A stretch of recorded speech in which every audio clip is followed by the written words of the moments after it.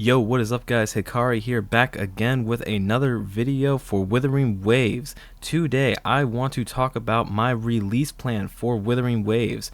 I have been taking a look around the internet and I have come up with an idea of what I'm going to be doing to get the most out of my account for day one for Wuthering Waves. I have a couple ideas in mind that I'm going to be implementing, and I would like to share it with some of you.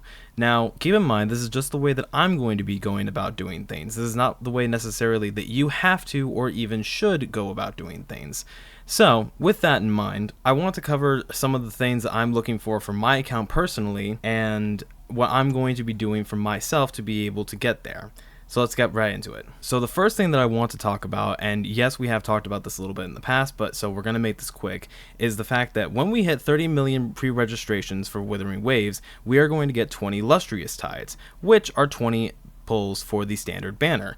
Now, keep in mind that we have 5 banners that we'll start with in Wuthering Waves, and once we hit a certain amount of pulls on that banner, we get that character for free, guaranteed. So you can use these Illustrious Tides to help you get closer to that character on day one. For me personally, I'm going to be using all my pulls on Jane Shee's banner because she is who I want for my account personally. So the next thing that I want to talk about is that I found a Instagram advertisement for Wuthering Waves that shows off something very interesting.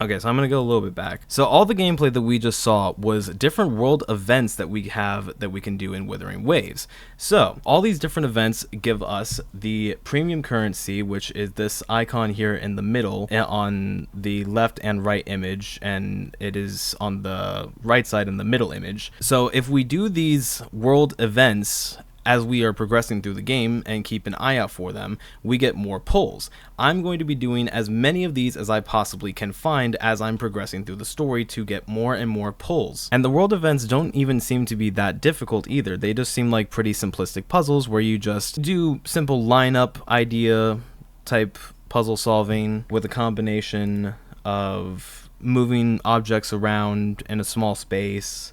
And there was one other thing. Yes, this. And flying around as basically a dragonfly through rings.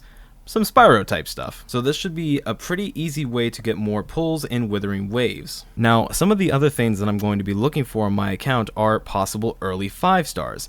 Yes, I am going to be re-rolling in the off chance that I can get an early 5-star on one of my accounts. Personally, I would love it if I could get Yinlin. I know she may or may not be on day one, but if she is definitely going to be my absolute go for. If I can get her early before getting Jane Sheen, that is absolutely wonderful for me. If I can't get Yinlin day one, then my second choice would honestly be then definitely either Calcharo or Encore for me personally for my account. Now, if I happen to get 2 5-stars by the time that I'm done pulling for the one of the 5 banners that will guarantee me a 5-star, what I will start rolling for then personally is a weapon banner.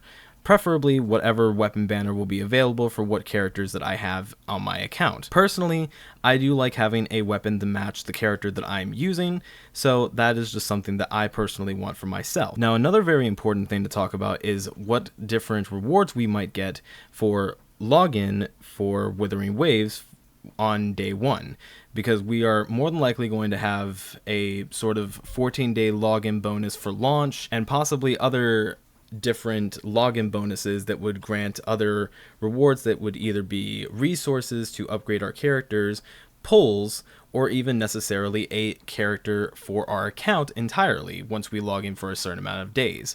Maybe a 4-star, for instance. So these are definitely things to keep an eye out for when considering what you want to do for your account. Me personally, I'm not going to run a strictly 5-star team. I will definitely be utilizing 4-stars. So if I can find a way to utilize a free 4-star given through the game on my team, I am absolutely going to take full advantage of it. So that's basically my release plan for Wuthering Waves Day 1.